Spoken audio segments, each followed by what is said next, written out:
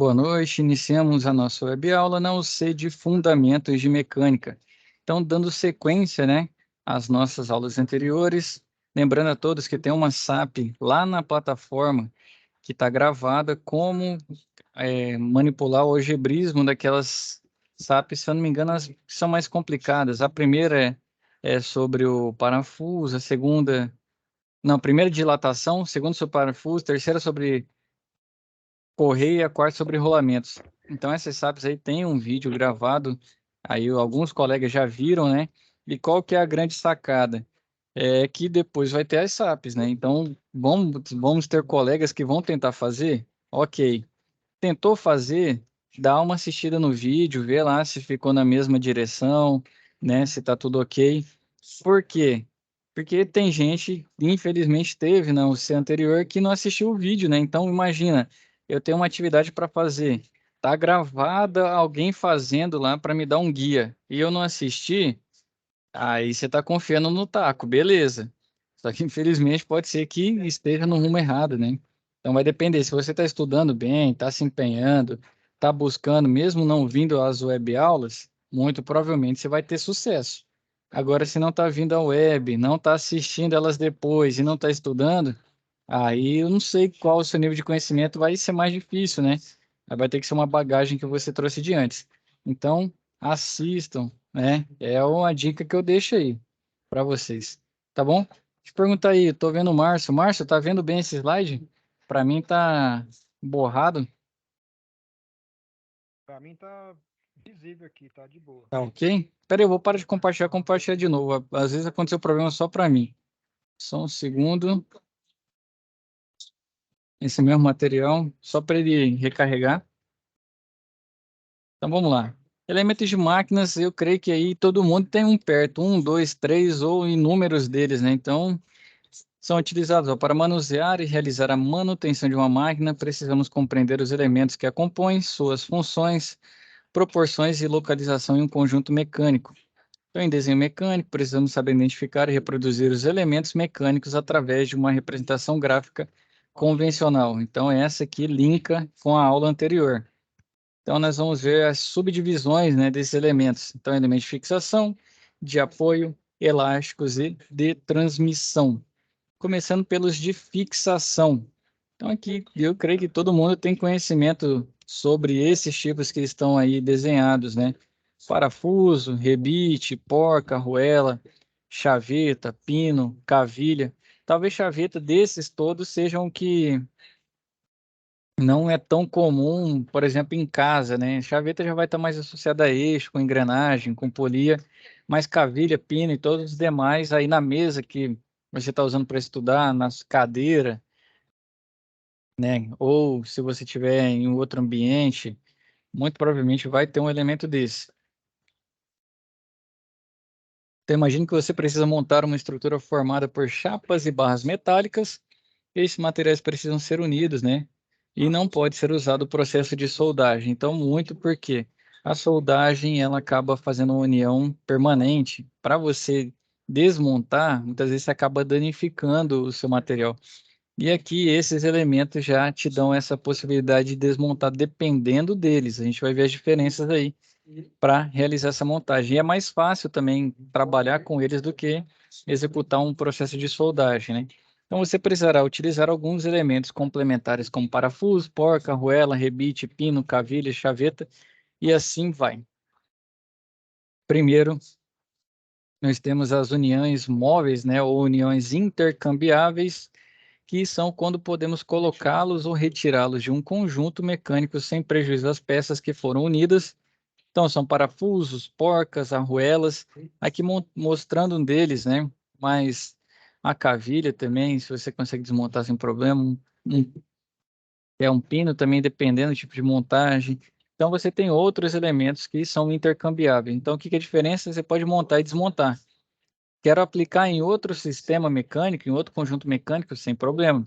Se ele tiver ok, com as dimensões adequadas, sem nenhum problema na construção dele. Por exemplo, o passo da rosca tá ruim, né? Então não tá legal, não tá girando. Geralmente quando você vai montar um parafuso na porca e fica enganchando num pedacinho dela. Então ali você já não tem o passo da rosca não tá legal.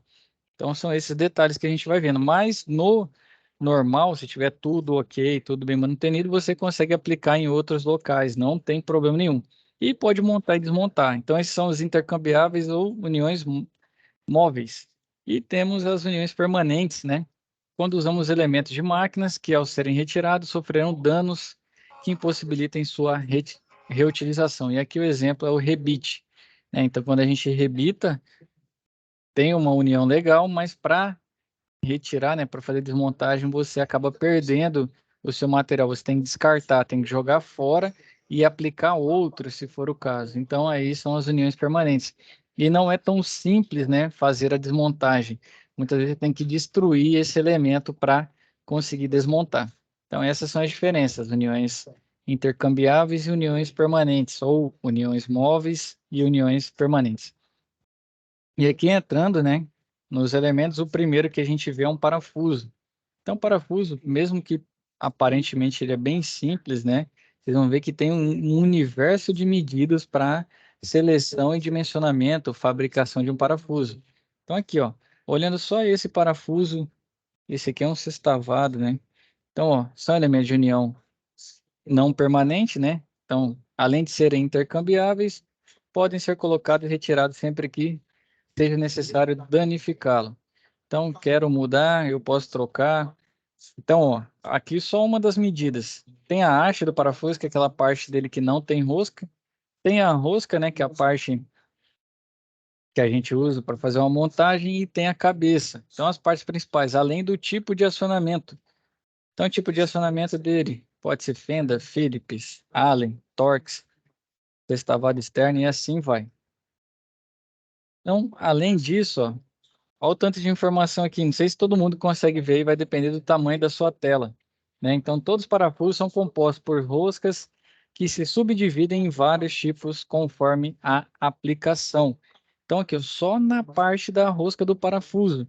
Passo, diâmetro externo, diâmetro interno, diâmetro de flanco, ângulo do filete, fundo de filete, ângulo da hélice, crista, diâmetro do fundo da porca, diâmetro do furo da porca, altura do filete da porca e altura do filete do parafuso. Então, imagina, eu pego qualquer parafuso aí. Então, tudo isso influencia. E até o formato da rosca influencia na questão da utilização desse parafuso. Imagina lá o Renato, que eu tô vendo ele aqui. Imagina, Renato, você pegando um parafuso pequeno assim, colocando no A4 e tendo que colocar tudo isso de informação. Impossível, né? Você não vai ter uma projeção legal. É muita informação para um pedaço pequeno de desenho. Por isso que a gente expande. Então, aquela hora que eu fiquei falando dos sistemas mecânicos, mecânicas e tudo mais, a gente expande por isso. Porque você tem que colocar tudo isso de informação num desenho para que alguém fabrique, né? No caso, o seu torneiro, o pessoal do CNC lá, ou manual, né, independente do tipo de máquina, que ele vai fabricar, e ele tem que ter essa informação para fazer o processo de modo adequado. Por isso que a gente expande desenho em escala 5:1, 10:1, depende do tamanho do seu parafuso e quanto de papel você tem para representar. Então, são as escalas que realizam um aumento, né? Então, 5:1, então a cada 5 medidas no desenho equivale a 1 no real. Então, o desenho é 5 vezes maior do que o parafuso na realidade. Renato, levantou a mão, fica à vontade, meu rei.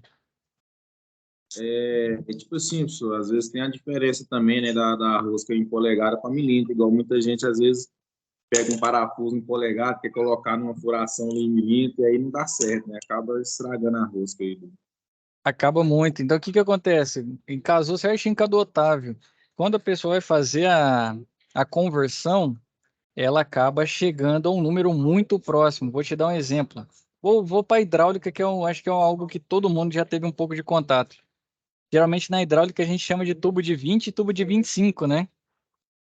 Não sei quem aí já mexeu em casa ou no. Ah, vou comprar um tubo de 20 e de 25, que é o comum que vem lá no PVC 20, geralmente vem na luva, no que for. Se você converter, 25 não é uma polegada, é quase uma. 20 não é 3/4, entendeu? Então é justamente isso, Renato. São números muito próximos, mas como quem está fazendo em milímetro não vai fazer um tubo de 25,4, ele já padroniza em 25. É esse 0,4 que parece inofensivo. Você já sabe o que acontece, né? 3/8 não é 10. 3/8 não é 10. Exatamente. É isso, Otávio, pegou. Então, por isso que tem essa diferenciação. Depende muito, por isso eu falo muito que depende muito do mercado, porque cada um trabalha de um jeito. Quem trabalha com polegada, outro mercado trabalha mais com milímetro, igual a hidráulica. A hidráulica hoje é milímetro. Tubo de 100, tubo de 50, tubo de 25, tubo de 20, assim vai. Vou te dar um outro exemplo. A refrigeração. Os tubos dele já trabalham com polegada, já não trabalha com milímetro. Deixa eu lembrar uma outra área aqui. Acho que é a área de construção civil também, quando vai pegar aquelas barras de aço, vergalhão, trabalham com polegadas também, né? Isso eu não tenho certeza. Mas, salvo engano, acho que eles trabalham com polegadas também. A parte da aciaria. Então, assim vai. Então, depende muito do mercado que você está inserido. Aí, o Otávio perguntou aquela hora, você vai dançando conforme a música, né, Otávio?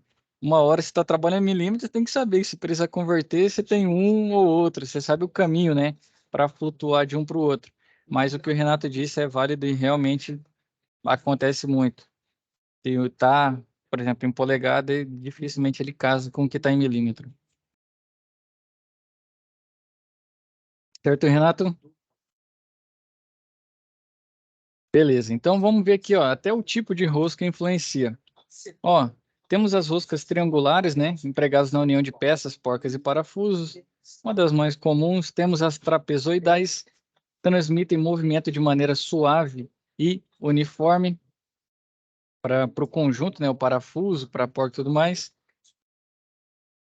Temos a rosca redonda, né, empregados quando há necessidade de grandes esforços, então parafusos grandes. Por que redondo? Toda vez que você tem um ponto, né, um ângulo reto, você tem um ponto de tensão. Então, o que acontece? Vou casar com a rosca quadrada aqui também, ó. Empregados em equipamentos que só podem sofrer grandes choques. Então, o que muda? O redondo, ele não tem uma aresta, um ponto, vou dizer que um ângulo reto igual teria um triangular ou um trapezoidal ali. Ele é todo redondo, e isso diminui os pontos de tensão na rosca desse parafuso e o desgaste dele, dependendo de como ele for sofrer a força, né? Diminui os pontos de tensão e ele tende a durar mais.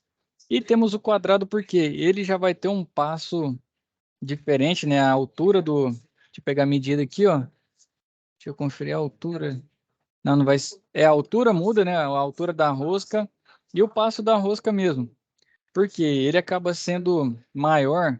E isso aqui, esse tipo de parafuso é empregado, por exemplo, se ele está montado assim, imagina a cabeça essa aqui e a haste, a rosca nesse sentido. Ele vai sofrer impacto só nesse sentido que seria vertical, né? No sentido vertical. Então ele só vai sofrer impacto nesse sentido. Por isso o quadrado. Aí sim ele vai resistir de modo melhor a danificar menos a rosca da porca. Então, assim vai. Então, tudo isso tem a ver com a detalhe construtivo. Geralmente, quando você vai comprar, você já não tem muitas opções, não.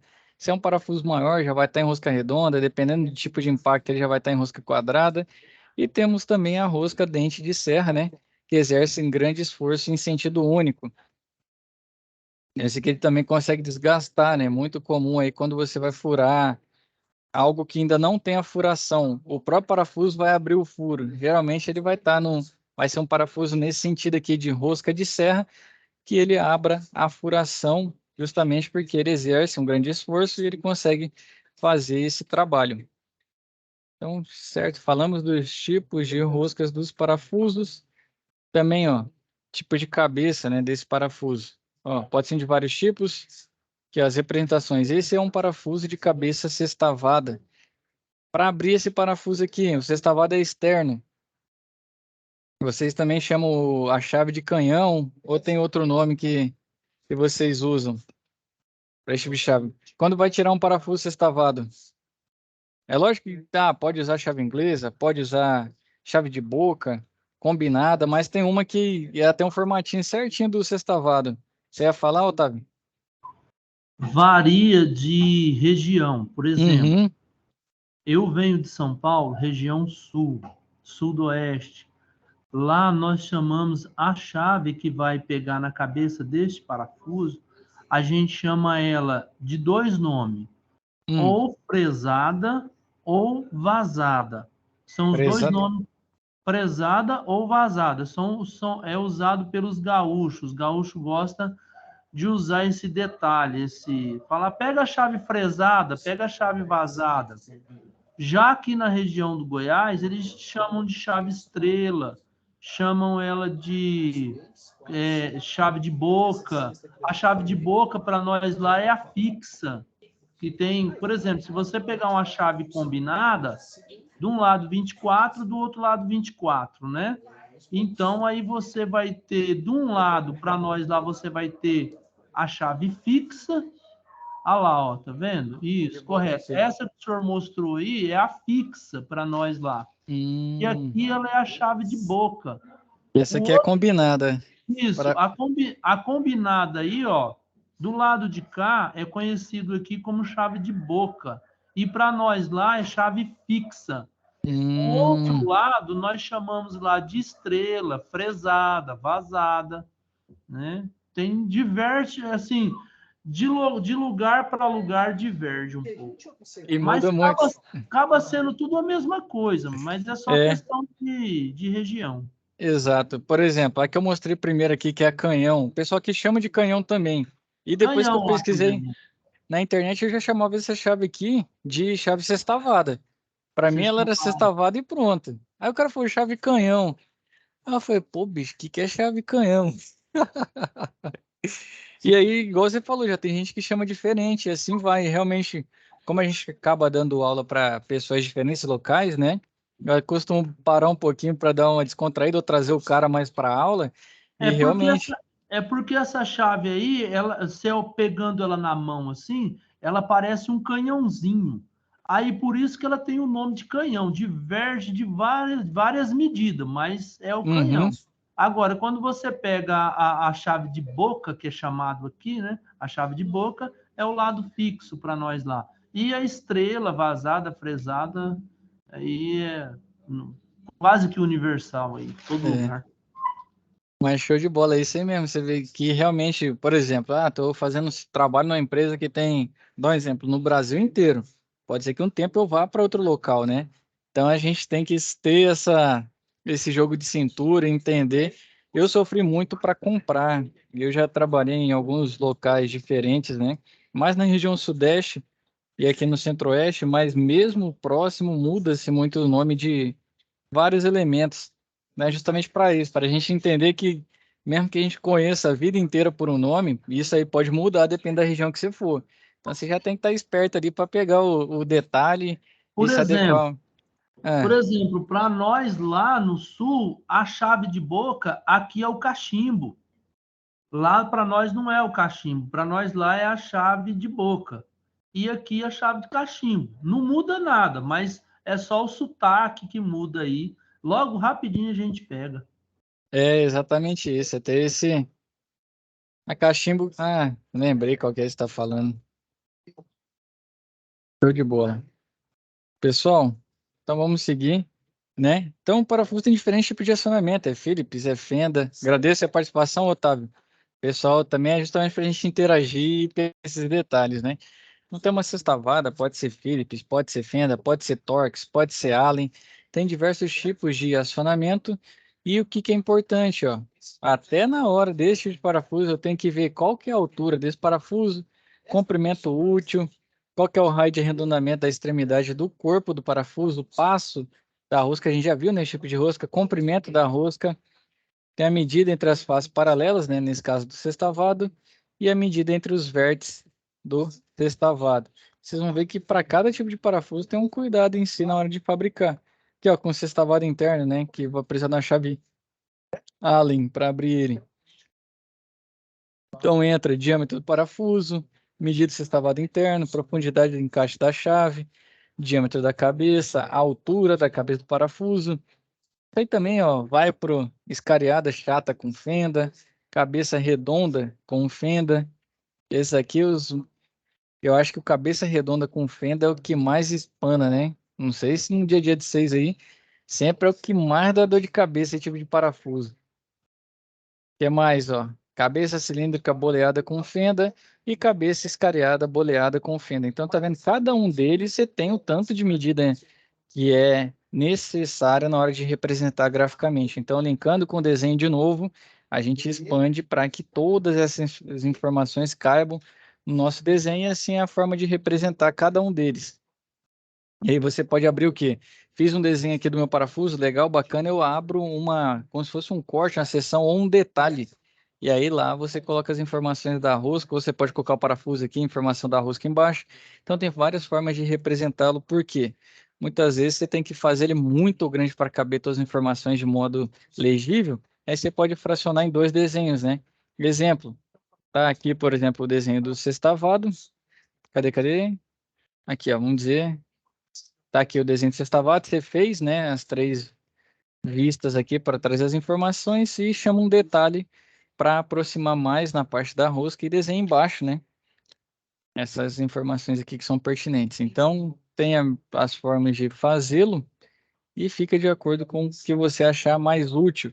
Geralmente é para que o cara, quando vai usinar, né, ele não quer saber, não. Ele pega seu projeto e executa, ele não vai ficar pensando muito.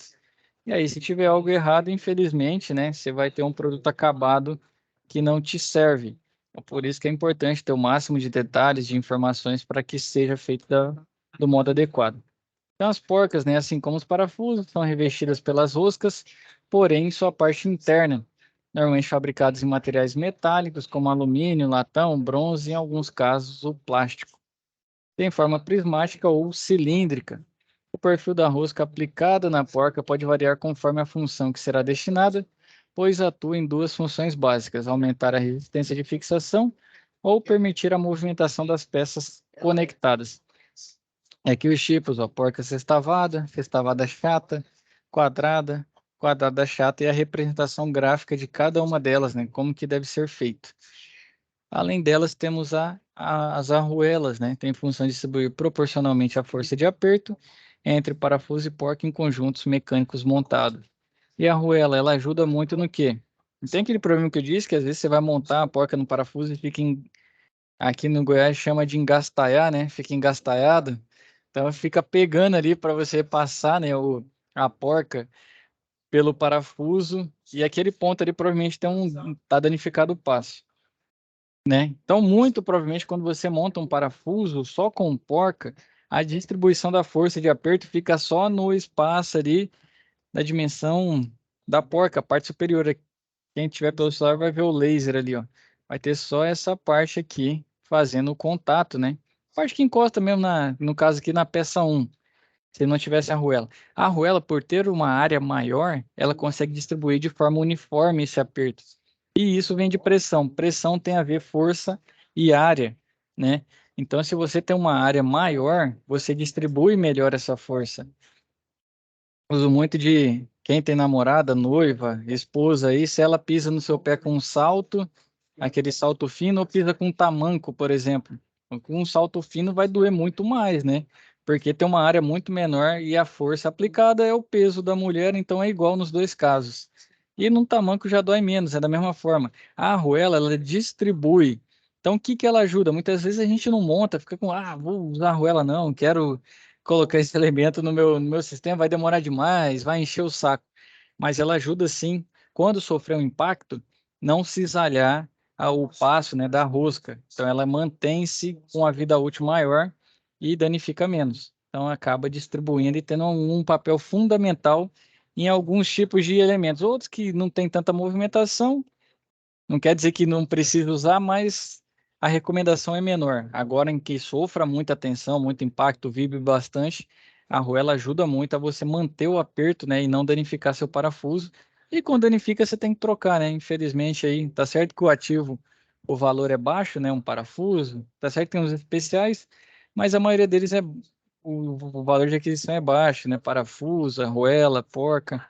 Mas querendo ou não, às vezes você tem que parar a sua máquina para fazer uma troca de um elemento desse, e aí sim o custo fica mais elevado. Então acaba sendo legal, né? Você utilizar assim a arruela, que ela te dá uma confiabilidade maior. E aqui é os desenhos, né, referente a cada uma delas, ó. A chanfrada, quadrada, a de furo quadrado, a de dupla de pressão, curva de pressão, a arruela com dentes internos, com dentes cônicos, com serrilhado interno e com serrilhado cônico. A representação gráfica de cada uma delas. E agora entrando nos anéis elásticos, né? São elementos fabricados de aço mola, que por sua forma de anel incompleta pode ser visto, né? Tá aqui na imagem. Possui maior elasticidade, sendo empregados para evitar deslizamentos no sentido do eixo longitudinal de peças ou componentes. Geralmente alguém já desmontou um motor, não dos parrudões, né? Os menores, geralmente vem com o anel elástico marcando a posição do rolamento, para o rolamento não ficar dançando. Geralmente, quando você vai fazer uma montagem de um rolamento no eixo, ou ele vai entrar por folga, né? Que ele entra facinho no eixo ali, sem mistério nenhum, ou ele vai entrar por interposição. Interposição é quando você aplica força mesmo, que o diâmetro dele acaba sendo milimetricamente menor do que o do eixo. Então, você vai ter que aplicar força para esse rolamento entrar. Se ele entrar com folga, ele vai ficar dançando no eixo. Então, o anel elástico ele vem para marcar a posição desse rolamento no eixo, ele não ficar dançando, né? Não ficar deslizando. Se ele deslizar, você perde a função, né? Que a sua máquina vai fazer porque vai desgastar. Esse anel, né? Se você abrir ele assim, ó, no próprio sentido, vamos dizer que eu tô com ele de frente, conforme está no desenho ali, né? Quando ele já está, o desenho à esquerda, e eu abrir ele, é bem tranquilo para fazê-lo. Mas se ele tomar um impacto de cima para baixo, por exemplo, ele tende a quebrar.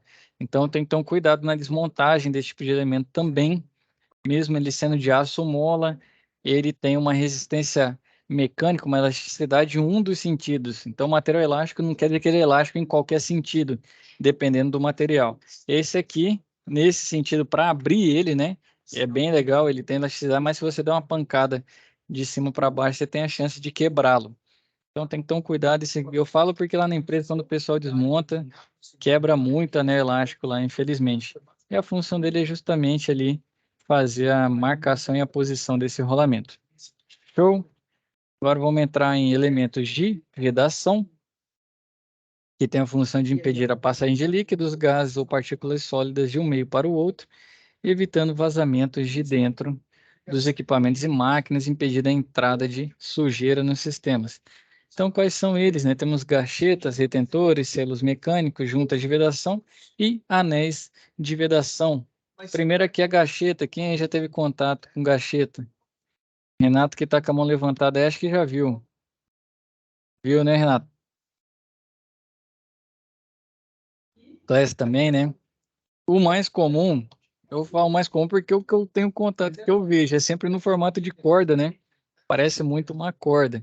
Hoje em dia tem outras que já vem pronto, né? No formato certinho do fabricante, conforme a máquina que você tem, o elemento que você tem, o que você quer montar, e é muito comum em acoplamentos, né, de bomba com motor elétrico, tá fazendo acoplamento ali na voluta e tudo mais, você usa a gacheta para evitar o vazamento. Então, são elementos de vedação utilizados para vedar total ou parcialmente a passagem de um fluido. Elas são fabricadas em diferentes tipos de materiais de acordo com o tipo de ambiente em que serão utilizadas. Os materiais mais utilizados na fabricação deste elemento de vedação: amianto, nylon, borracha, teflon, algodão e alguns metais. As gachetas podem ser fabricadas em forma de anel já pronto para ser montado ou em forma de corda que é recortada na dimensão adequada para cada uma das montagens. Então, mais comum, né? O que eu já vi é sempre no formato de corda. Mas aí a gente tem também as que já vem certinho dimensionada para o elemento. Outro com função similar é o retentor. Acho que com diferente aplicação, mas a função de vedação, né? Assim como os demais que a gente vai ver. Então, o elemento de vedação utilizado em conjuntos mecânicos que movimentam entre si é composto por uma membrana feita de borracha ou couro em forma de lábio, material utilizado. O que acontece? Quando você quer um instrumento de vedação, você precisa que o material tenha um certo nível de ductibilidade. Ductibilidade seria o popularmente chamando de flexibilidade. Um material que seja um pouco mais flexível, que se molde melhor. Porque quando fizer a montagem ali, muitas vezes você vai exercer pressão, né? A compressão, que é nesse sentido aqui, ó, daqui para cá. Então, tá fazendo a compressão, ele não vai se deformar tanto, mas vai deformar um pouquinho. E é o suficiente para tampar aquele milímetro que está faltando ali, para não deixar vazar. Por isso, borracha e couro. Então, são sempre materiais com esse nível de ductibilidade adequado. Então, ou o material é dúctil ou o material é frágil. 2 exemplos. O alumínio, em geral, quando é aplicado, ele é um material dúctil. Você consegue manusear ele, né, de forma sem exercer grande força, dobrar, depende muito também da espessura, né? Pegar um outro material que é uma borracha, por exemplo, você consegue manobrá-lo, ele tem boa ductibilidade. Antes dele se rasgar, de se romper, você consegue mudar ângulos, fazer outros formatos. E o outro que eu dou um exemplo de fragilidade é a louça de casa, né? Um prato. Então, um prato de louça de cerâmica, você não consegue torcer ele, né? Você não consegue mudar, não consegue manuseá-lo de certa forma, porque quando você aplicar força suficiente, ele não quebra. Ele tem uma resistência mecânica naquele sentido, por exemplo, de flertor, né? Seria de cisalhamento, muito elevada. E aí, para você quebrá-lo, dependendo do tipo de sentido que você aplica a força, ele quebra rápido, né? Deixa cair no chão para você ver. Então, ele tem diferentes níveis de fragilidade, no caso, né? Então, ele é frágil. Ah, mas é muito forte. Só que se ele sofrer força, ele não se deforma de modo que volte, né? Ele já se quebra, cisalha e você não tem mais o material. Então, a cerâmica aí seria um material de frágil, né? Baixa ductibilidade, a borracha seria um material de alta ductibilidade. Tem metais também, assim como eu disse, alumínio ou aço carbono, aço baixo carbono, que o pessoal fala, o aço doce, que são aço 1020 por aí, que tem uma menor concentração de carbono, eles conseguem ser mais dúcteis, né? Apresentar essa possibilidade. Agora, os materiais de aço duro, né? Ou maior concentração de carbono, 1060 para cima aí, você já precisa, né? Você já não vai ter utilidade nessa finalidade aqui. Já são aços mais duros, eles não têm tanta ductibilidade. Então, aqui, ó, a sua principal função é evitar vazamento de lubrificante no interior das partes do conjunto mecânico. Em alguns modelos de retentores, há uma estrutura composta por uma carcaça metálica e uma mola circular que tem como função a aplicação de uma pressão para a fixação da membrana na posição correta. Além disso, temos os selos mecânicos, que tem como função a retenção de fluidos em conjuntos mecânicos rotativos, e exemplo aí a bomba centrífuga. Esse elemento tem como principal vantagem a redução de atrito entre o eixo rotativo do equipamento e o elemento de vedação, reduzindo assim a perda de energia e tornando o equipamento mais eficiente. Mais um deles, a junta de vedação, né? Utilizada na vedação entre uniões ou de uniões entre componentes mecânicos e estáticos, exemplo aí, tubulações industriais nas flanges, né? Então, a junta pode ser fabricada em borracha, cortiça, material hidráulico, material metálico como aço de baixo carbono e alumínio. Então, sempre materiais aí linkados à questão da boa ductibilidade. Então, todos esses aí que estão citando, ele tem essa possibilidade de quando ele sofreu a compressão, ele variar um pouco, né? Se moldar um pouquinho aí o suficiente para fazer uma boa vedação. Temos também os anéis de vedação. É um elemento em forma de anel que é empregado em conjuntos mecânicos estáticos ou dinâmicos. Esse aqui, como ele também desliza no eixo, assim como um rolamento quando está com folga, né? Ele sempre vai estar ali, tem a posição marcada, já tem uma ranhura, geralmente no eixo, né? Onde ele está sendo aplicado para marcar a posição dele. Por que isso? Se não tiver, meu amigo, ele vai deslizando. Esse anel de vedação ele não é tão fixo assim. Por isso que tem que ter a posição certa dele, no caso, a ranhura no eixo. Então, dependendo do tipo de aplicação, esse elemento é fabricado em teflon, nylon ou borracha. Material também de boa ductibilidade. Então, para vedação vai ter sempre essa concepção, esse tipo de material, para que eles se molde, né, o máximo possível ali para vedar aquela montagem, aquela aplicação. Agora, os elementos de apoio, né, têm função de auxiliar o funcionamento das máquinas e muitas vezes podemos combinar em uma mesma máquina o uso de um ou mais elementos de apoio, como bucha, guia, rolamento e mancal.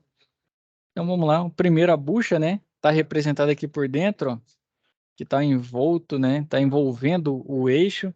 Então, elemento de apoio que tem por objetivo a redução do atrito entre o eixo e roda, sendo alocado entre os dois componentes. Então, tá a fotinha da bucha aí, ó. Aqui tem um mancal também, né? Mas no caso aqui nós estamos falando só sobre a bucha e tem um desenho dela aqui no nosso lado direito da imagem. Então, equipamentos que utilizamos no nosso dia a dia, as buchas são amplamente utilizadas na montagem do conjunto. Depende muito, né? Ventilador não são todos que têm sistema de bucha, mas é comum ter ainda, né? Liquidificador, e aqui a vista explodida, né? Desse liquidificador mostrando a posição da bucha nesse sistema, certo? Além da bucha, é lógico, a representação gráfica da mesma, né? Então aqui, ó, como que representa essa bucha? Fricção radial, uma bucha de fricção axial e bucha cônica. Além das buchas, temos os guias, né? Quando instalados em um conjunto mecânico, tem como função direcionar a trajetória de uma peça. Então, basicamente, o nome já diz, né, que é guiar o movimento, né? Qual que vai ser o sentido desse movimento. E quais são os tipos de guias que a gente tem? Rabo de andorinha, guia via plana, guia via prismática dupla, em forma de telhado, via dupla em V, vias prismáticas e planas, e a via plana, vias planas em V. Então, aqui, todas as representações gráficas destes tipos de guias. Outro elemento nós temos aqui nessa subdivisão são os rolamentos. Esse também muito comuns no nosso dia a dia, né? E não tem jeito aí, toda hora você vai encontrar um. Então, a principal finalidade, né, permitir o movimento entre duas ou mais partes, seja previamente controlado. E aqui tá, abriu, né, a vista de uma bomba centrífuga e está mostrando ali, né, no caso, os mancais e os rolamentos. Os rolamentos têm as esferas aí para guiar nos desenhos, para vocês encontrarem, né, onde que estão os rolamentos. Então tá ali, ó, tem as esferinhas, eles estão na cor cinza, né, em volta do eixo. O eixo está em vermelho aí. Tem um rolamento do lado esquerdo e dois rolamentos aqui do nosso lado direito. Então, mais ou menos, onde está mostrando a setinha e mancais, né, tenha os rolamentos ali. Então, os tipos de rolamento, né, fixo com uma carreira de esfera, a representação dele, rolamento de rolo com uma carreira de rolo, rolamento de contato angular com uma carreira de esfera, rolamento autocompensador de esfera, rolamento autocompensador de rolo, rolamento de rolo cônico e rolamento axial simples. Depois dos rolamentos, temos os mancais, voltando àquela imagem, a base ali, né, que faz o apoio e a montagem junto à carcaça, no caso, a um outro sistema. Então, tem a finalidade de dar apoio ao eixo, né, basicamente marcar a posição, onde que ele vai estar, que ele vai exercer esse torque, se vai ser transmitido por engrenagem, por polia, o que for, né. Eu vou gerar um eixo ali dentro do estator para fazer o motor elétrico, que não é tão comum ter. Não é, no motor elétrico você não vai ter o mancal, linkando ao mancal, mas o eixo, né, dizendo o que que ele pode fazer. Então o mancal vem muito para fixá-lo, né? Não fixar, dar apoio a ele e marcar qual posição. Então eu posso colocar em qualquer local no meu sistema, não, tem que ser nessa posição aqui, porque o motor vai estar aqui, vai ter polias, né? A gente vai fazer essa transmissão por correia e assim vai. Então o mancal ele já marca a posição que esse eixo tem que estar. E aqui ele trouxe até a característica do rolamento aqui, uma vista maior, né? Diâmetro externo, interno, raio de arredondamento, largura desse rolamento para seleção. Depois dos mancais, temos os elementos elásticos. Esse é o mais curto das subdivisões, né? Utilizados para atenuar choques, diminuir ou absorver vibrações, distribuir equilibradamente o peso das cargas e possibilitar que um componente mecânico, após sofrer uma distorção, possa retornar à sua posição inicial. São os mais utilizados, né, na parte elástica, são as molas. Então, a mola, às vezes, é para retorno mesmo da posição inicial ou para absorção de vibração. Então, você está tendo impacto, vibração ali, você utiliza molas para quê? Para que ela não faça a transmissão de uma vibração de uma máquina aqui para o piso.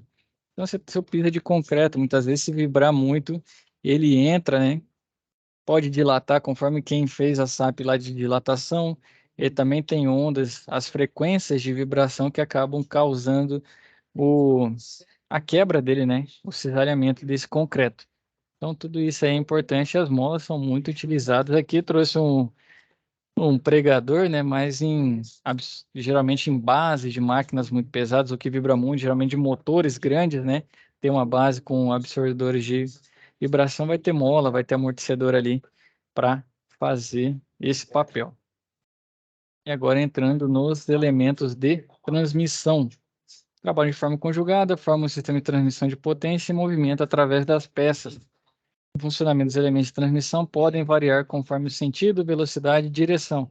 Tem polia, tem correia, tem engrenagem. Vamos entrar primeiro nas polias, né? Peças cilíndricas que se movem conforme a rotação, o conjunto formado pelo eixo do motor e das correias. Então, o que acontece? Polia. Geralmente você tem a motora, né, e a movida. Se for no sistema de bicicleta, você vai ter coroa, e hoje em dia tá cassete, né? Coroa e cassete, mas antigamente era coroa e pinhão. Então ali, no caso, não era, já tá mais para engrenagem, né? Mas pegando o sistema, que é transmitir. Então imagina quando você tem uma coroa de uma bicicleta, pensa na rotação, bem grande, exemplo de 60 dentes. E o seu pinhão, que é o cassete, antigamente era catraca, né? Você tem de 30. Então, para você dar uma volta inteira na sua coroa, você precisa dar 2 voltas no seu cassete. Então, essa relação, no caso que eu usei dente, na polia você usa o tamanho dela, né? O raio dela, ou o diâmetro. Você pega o diâmetro por 2, você tem um raio. Essa relação é o número de voltas que precisará dar, e isso afeta o RPM do seu eixo. Afeta da polia, afeta do eixo também. Então, quando você quer mudar a rotação, às vezes, vou fazer o advento de comprar um inversor de frequência, né, para modular a minha tensão e eu ter um RPM aqui tal. Muitas vezes, se você tem um RPM fixo e quer só mudar, você pode mudar a questão de polias e resolver esse caso. Outra coisa importante, a polia geralmente tem um canal em V, né, as mais comuns. Quando você toca a correia só tem que tocar nas laterais da polia. Ela não toca no fundo do canal, né? Se fosse um canal em V, ela não toca no fundo. Um sinal para você saber que não tá legal o seu sistema de polia e correia é quando o fundo, né? Imagina um canal em V da polia aqui. Quando o fundo tá brilhando, tá lisinho, desgastado, ele fica brilhante. Se for de alumínio, que é o mais comum a gente ter nos materiais de polias. Então, se a sua correia tá pegando ali, pode saber que sua polia está danificada, né? O canal já perdeu a dimensão e a correia está entrando. Outro ponto, né, importante nas correias aí, com relação às polias, é a questão do alinhamento. O alinhamento é essencial para que ela não fique torta. E outro ponto também, né, com relação às correias e polias, é que não fique muito tensionada. Ela forma uma barriguinha, né, que o pessoal fala, se tiver muito tensionada, tem que fazer muita força ali, um torque elevado para começar a partir, certo? Então, sobre as polias, esses cuidados. Polia o fundo brilhando, meu amigo, pode saber que realmente aí você está com ela já danificada e tem que fazer a substituição. Representação gráfica das mesmas, ó. Polia de aeroplano, polia de aerobaulado, polia escalonada de aeroplano, polia escalonada de aerobaulado, polia com guia, polia em V simples, polia em V múltipla. Linkando, temos as correias, né? Elementos de máquinas que, em conjunto com eixos e polias, transmitem o movimento de rotação, geralmente fabricados em couro, materiais fibrosos ou couro sintético. Um exemplo aqui, ele trouxe a bicicleta, né, com tração por correia, e isso é comum em bicicleta de academia, né? No dia a dia ainda não tem isso, não. É engrenagem e corrente mesmo. Uma grande inovação, pois essa transmissão sempre foi feita através de correntes de material metálico. Então, outra coisa importante, correia. Correia, você está usando uma polia aí em V múltipla, né? É correia dupla, correia tripla, 3 correias, 5 correias no seu conjunto. É lógico que temos correias especiais que têm um custo muito elevado. Se esse for o seu caso, o que você faz, né? Por o que eu vou contar agora, manda para laboratório. Se não for, sua máquina funciona com 3 correias, compre sempre em múltiplos de 3. Sua máquina funciona com correia dupla, compre em múltiplos de 2. Então, avise seu almoxarife, o pessoal do compras, para ter esse cuidado. Por quê? Mesmo que seja do mesmo fabricante, lotes diferentes de correia afetam, né, na sua máquina. Ah, trocou uma, estourou uma, vou trocar só uma e deixar a outra antiga. Diminui a vida útil da nova. Loguinho as duas vão arrebentar. Então, teve algum dano com correia, troque todas. Casos especiais, aí sim você manda no laboratório e confere as medidas. Se for um caso comum, né, pensando do lado seguinte, uma correia próxima a um ativo aí, todo mundo está na indústria e tudo mais, é um valor muito baixo perto da parada de uma máquina, dependendo do processo que você trabalha. Qual que é o processo produtivo? Então, aconselhado, né? Isso aí eu já vi o pessoal sofrer muito em outras plantas. Em conversas, a gente vai conversando, o pessoal da manutenção tem esse cuidado. Então, isso está difundindo, né? Não sei se onde vocês trabalham também já tem esse cuidado aí. Mas sempre se for duas, compre correia dupla, já compre de dois em dois, né? Sempre em pares, se for três, já compre de trios. Sempre que trocar, já faça a troca do conjunto todo. E agora engrenagens, né? Elementos de máquina que auxiliam na transmissão de movimento entre eixos. Também costumam ser chamadas de rodas dentadas e são compostas pelo rasgo da chaveta. Aí, ó, quem não tem tanta familiaridade, vai estar aqui o desenho dela, né? Então, rasgo da chaveta, dente, cubo, vão de dente, corpo, igual tem aqui na imagem, né? Corpo, vão de dente, cubo, dente e rasgo da chaveta, que é justamente tal eixo aqui para a engrenagem não ficar dançando, né, deslizando. Tem a chaveta ali que faz o ponto de apoio e melhor fixação desse elemento. Outra coisa importante sobre engrenagens. Geralmente, já vi casos do pessoal, por exemplo, tem uma engrenagem ali de um tipo de aço, né? E coloca uma outra engrenagem de alumínio. O nível aqui, sim, dureza, o nível de dureza dos dentes, como eles entram em contato para transmitir esse torque, vai afetar na durabilidade. Se você tem uma de aço, qualquer tipo de aço praticamente, e uma a de alumínio vai desgastar muito mais rápido, você vai ter que trocar ela muito em breve. Por quê? Diferente de nível de dureza, uma vai desgastando a outra. Então, sempre engrenagens, tentem fazer o par, né? A transmissão com. Vou chegar nisso aí, Cosmo. Tentem fazer a seleção dessas engrenagens do mesmo material para que um não acabe desgastando o outro, para ter uma maior durabilidade. Deixa eu ver aqui, Cosme. Função da polia e da engrenagem são as mesmas? Transmissão. O que muda? Geralmente o tipo de máquina que você tem, ou o tipo de transmissão, a engrenagem acaba sendo mais robusta, né? Só que dependendo do nível de rotação, se você fizer um choque muito rápido um dente com o outro da engrenagem, você vai danificar o seu material. E aí sim a polia, a correia acaba fluindo melhor nesse sentido. Então vai muito de acordo com como fala, a rotação que você vai ter nessa transmissão, com o nível de torque também que você vai ter. Um torque muito elevado na correia e polia pode fazer dançar. A outra coisa importante, máquina partindo polia e correia, tá gritando, tá rangendo. Se tiver tudo ok com a sua polia, com a sua correia, tudo novinho, eu vou chegar em Márcio, tudo novinho, tiver gritando, você passa uma vela ali na parte lateral da sua correia, que ela vai parar de deslizar na polia e ficar gritando. Tinha esquecido de falar isso também. Mas voltando aqui, Cosmo, então realmente as duas são para transmissão, mas vai muito de acordo com o tipo, né? Qual que é o torque, qual a rotação, que tipo de máquina vai estar lá, né? Que tipo de máquina que você está fazendo essa transmissão, durabilidade também, tipo de processo, então afeta muito isso. Eu só ver engrenagem de sacrifício ou fusível. Está com o fone aí, Márcio? Ó, o Pedro lá no começo, agora que eu vi que ele queria usar o alicate para tirar o Sim, sextavado, né? Você falou sobre esse tipo de engrenagem aí de sacrifício, fusível? isso.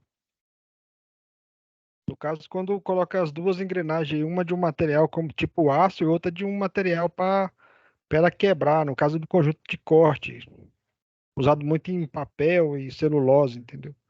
Ah, justamente para ela danifica e já troca e coloca outra, né? Isso, É porque aí no caso você está querendo poupar a sua do material de maior dureza, né? isso.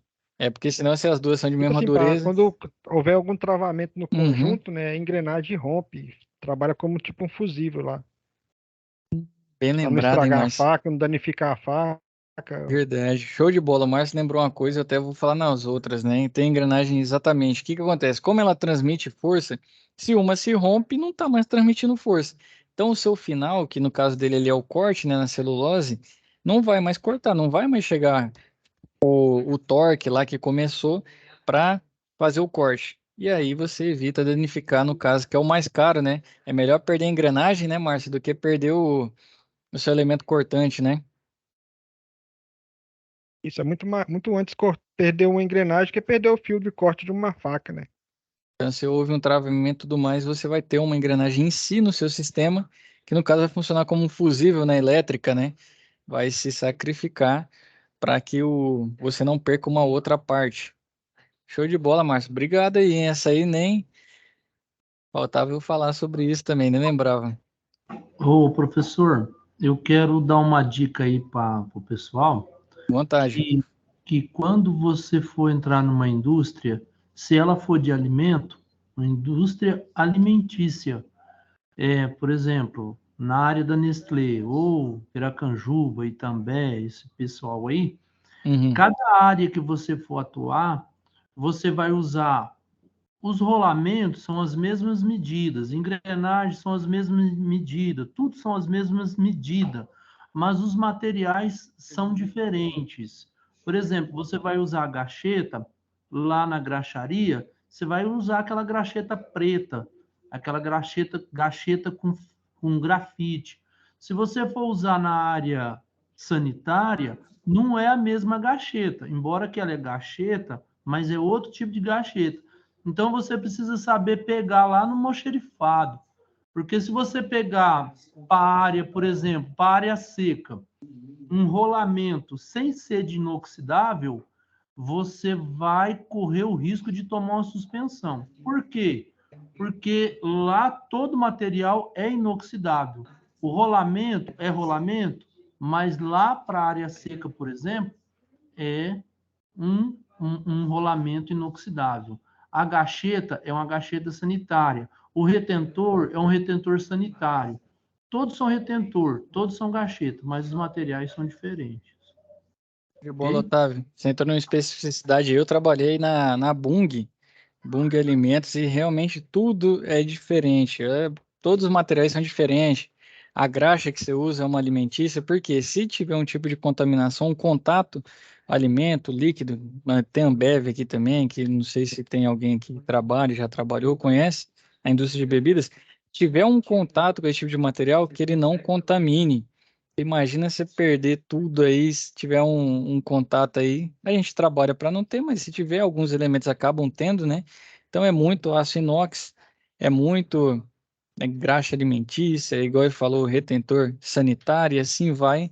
E é uma especificidade. No nosso estado e estados vizinhos tem muita indústria alimentícia, né? São muito fortes.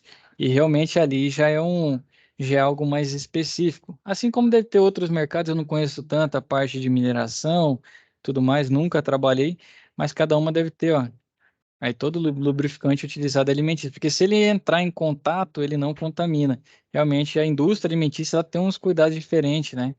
E eu acho que é bem mais chata do que das outras por isso. Mas bem lembrado, Otávio. Quem vai migrar para o mercado desse, né? Trabalho muito tempo na manutenção aqui na linha amarela, exemplo. Vou mudar para uma indústria alimentícia, uma indústria de bebidas.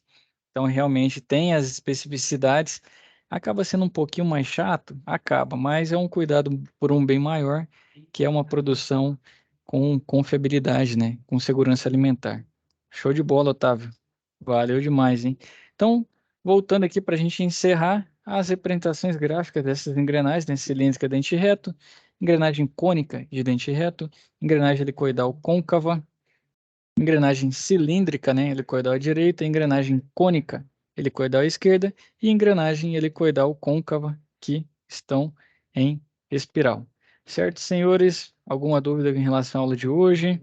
Alguma colocação?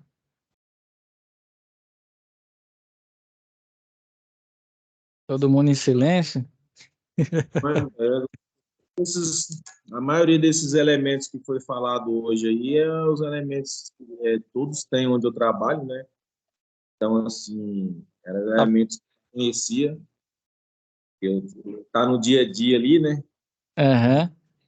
Mas bom, foi uma aula muito foi boa. Você Agora é já só tá. Ah, treinar agora para fazer aquelas SAT lá, né? Aqueles cálculos. Hoje foi a- suave. aproveita o feriado de amanhã. Não sei se todo mundo trabalha em Goiânia, né? Aproveita o feriado municipal aí, mão na massa. Ali o vídeo não tá tão longo, é lógico que você vai manobrar várias vezes, né? Papel, caneta, vai ali desenvolvendo, vai familiarizando com esses cálculos e eu creio que aí você pega de novo no sábado ou domingo, né? Quem não for da escala aí do feriado, amanhã é rala, né? Quem tá na indústria não tem feriado não, mas para quem tiver tem essa benesse, quem vai estar de folga aí, a indústria não tinha feriado, eu lembro bem disso, hein, cara? Meu Deus do céu. Hoje eu tô Não, na área de serviços, né? Então a área de serviço é mais tranquila com relação a isso. Mas realmente era Natal, era Ano Novo, tinha boca não. Mas é isso. Então, show de bola, Renato. Você está familiarizado? Eu creio que grande parte dos senhores também, né? Já estão familiarizados com esses fundamentos. Linkou desenho com os elementos também nessa aula, para a gente familiarizar com isso. E para quem ainda não tem, né? Teve a oportunidade, quem não teve contato ainda na indústria e tudo mais, teve a oportunidade aí de ter contato com esse tipo de elementos. Rafael, fica à vontade, meu rei. tá me ouvindo? Sim. É uma dúvida com relação a SAP 1, é uma dúvida pequena. Com relação aos valores lá, eu preciso arredondar ou eu posso deixar cheio lá? Vamos usar duas. Quer duas ou quer três casas? Vou deixar você escolher, Rafael. Três? Renato votou três lá, ó. Você vai com ele? É o jeito, né? Então, três casas decimais, né? Três casas depois da vírgula aí, você pode arredondar. Como que eu arredondo? Vou te dar um exemplo. Terminou o número. Deixa eu ver aqui. Vou compartilhar a tela e vou abrir a calculadora para a gente ver. Exemplo aqui, ó. Tá vendo esse aqui que foi o 3/8 que eu converti para milímetro? 9,525? Uhum. Fica 530, não? 9,530? No caso aqui, eu arredondaria para 5,2. Eu manteria. Sabe por quê? Se eu fosse para duas casas, porque se tiver de 1 a 4, eu mantenho o número que está antes, certo? Certo. Se tiver de 6 a 9, eu elevo. Então, se fosse 256, eu colocaria 9,53. Mas como está o 5, eu uso a regra do seguinte: quando tem um 5, eu coloco o número par. Então, como é o 2, eu mantenho o 2. Se fosse, por exemplo, 9,535, aí eu colocaria 9,54. Mas isso é uma regra que eu uso. Você pode manter, pode subir o 5, você fica no meio termo, né? Eu sempre uso que quando tá o 5, eu deixo o número par. Mas eu não sei se vai influenciar na hora de for fazer revisão, que é um outro rapaz que faz. Ah, correção sou eu mesmo que faço. É você mesmo que faz? Ah, sei que é Sou. outro rapaz. Por isso que E nós estamos combinando aqui, ó. Já vamos deixar acertado. 3 casas decimais. tem outra dúvida também, que aí tem duas Sim. folhas-respostas aí, né? Vamos Acho lá que ver. uma que é para preencher e a outra, no caso, só colocar os valores. Folha resposta essa aqui? É, a folha-resposta tá em branco, né? E tem Ah, sim. o anexo Esse aqui 2. é para guiar. Você colocar o cabeçalho e tem no anexo o espaço para você preencher. O que você pode fazer? Pode enviar essa? Pode. Ou você pode usar, por exemplo, a ferramenta de captura. Eu gosto muito de usar isso aqui, ó. Eu venho, esse pedaço aqui que eu fiz, eu capturo aqui e jogo lá dentro da folha de resposta. Vem aqui e jogo. Ah, não, eu tô fazendo assim. Eu fiz dessa forma aí. É porque aqui o advento é o quê? O cabeçalho, né? Você colocar o curso, turma, aluno, para te facilitar na hora de entregar. Não, então fechou, então. Valeu. Eu vi que o Renato estava com o dedo levantado aí, Renato. Respondeu? Não, professor, no caso aí eu mandei, mas eu não fiz o arredondamento aí, entendeu? Mas acho que Não, não tem pode. problema não. Se tiver mais que três, não tem problema não. Quem quiser arredondar, vamos usar 3 casas. Fechado? Se tiver mais, eu vou corrigir do mesmo jeito. Tá bom? Senhores, então agradeço aí a presença de todo mundo. Assistam as dicas da SAP. Aproveita aí quem vai feriar amanhã. Tá bom? Bons estudos, boa semana. Fiquem com Deus e até a nossa próxima web. Boa noite para vocês. Tchau, tchau. Boa noite, com Deus. Com Deus. Boa noite. Boa noite.